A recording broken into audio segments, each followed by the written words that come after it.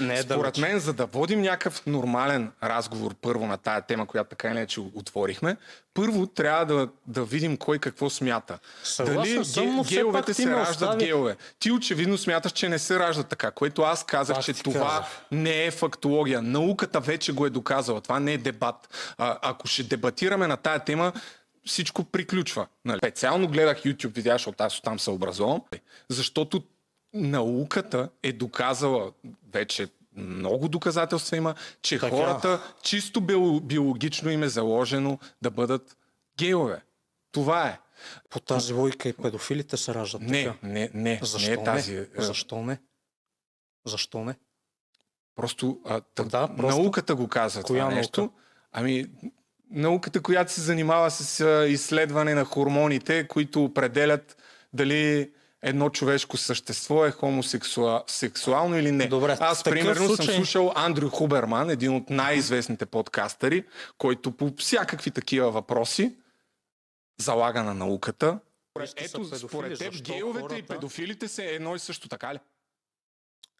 Така ли смяташ? Те са пряко свързани, не са едно и също. Не е задължително един хомосексуален човек да е педофил, но за сметка на това педофилията е много по-разпространена сред хомосексуалните. Колко процента от тия, дето ги хващаш, са хетеросексуални педофили?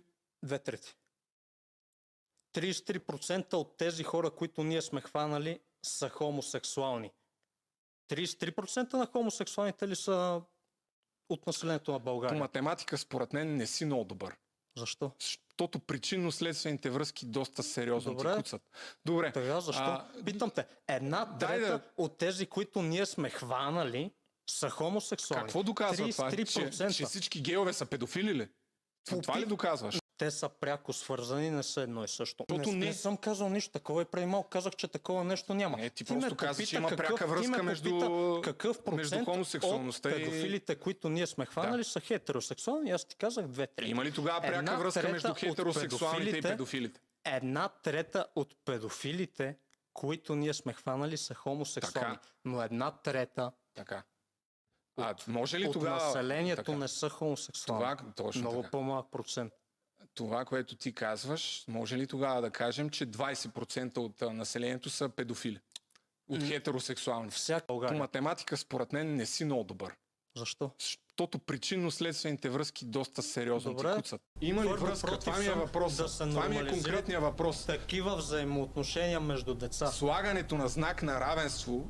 Те са пряко свързани, не са едно и също. Те са пряко свързани, не са едно и също. Слагането на знак на равенство между гейовете... Питаш ме конкретно за този филм, това не е просто някакъв гей филм. Питам те конкретно дали това, което ти правиш, има общо според теб с такава графика и с... Какво представлява тази графика? Значи, че все повече се появяват хора в България, които мразят различните... Това в България смятат... Това не е България. Уви...